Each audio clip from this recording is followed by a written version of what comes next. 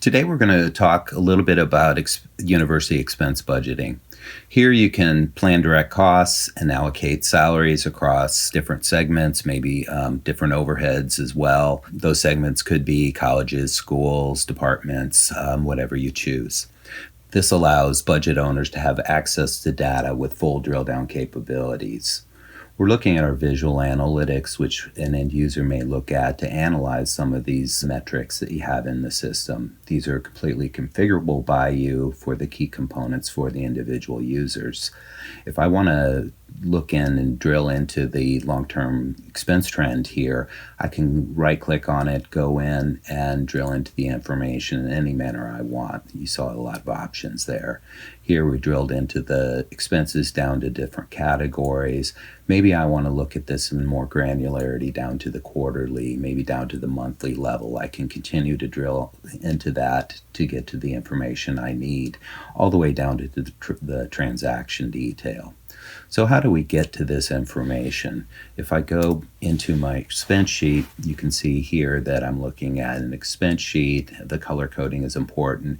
Green indicates I'm looking at history of actuals in here, and then the future years of my projections based on my point of view.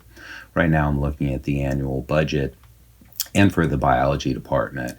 If I open up the organizational structure, you can see I have my full organizational chart here. So a single sheet can be used for input across the entire organization, various schools, and so forth.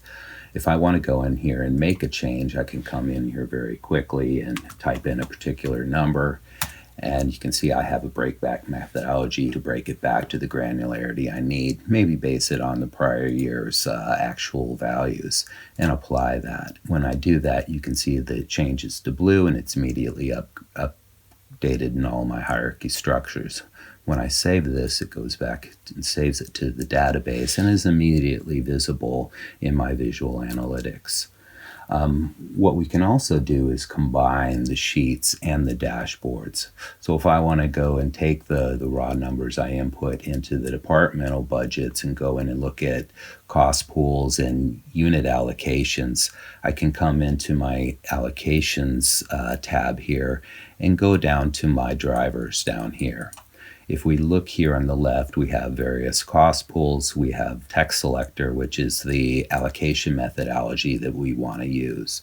Notice you can pick and choose various allocation methodologies to get to the best information that you need and the best methodology for you for that particular area.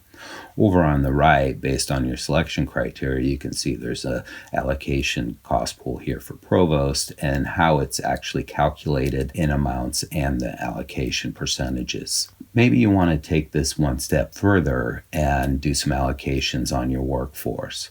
Let's go to the long-range planning scenario for her compensation. Here, once again, we have different metrics associated with compensation, salary trendings, and headcount, and so forth. If I want to go in here and make an adjustment on this, I can simply right-click this, copy a row, and be able to visualize the change in here. I can even utilize splits to allocate across multiple departments or something of that nature. If I come in here and save this, you'll notice that changes I make in a particular sheet, whether it's a high-level driver or a low-level data entry sheet like we saw earlier, it's going to immediately update all the metrics and so forth in your analytics. I hope this was helpful. Thank you.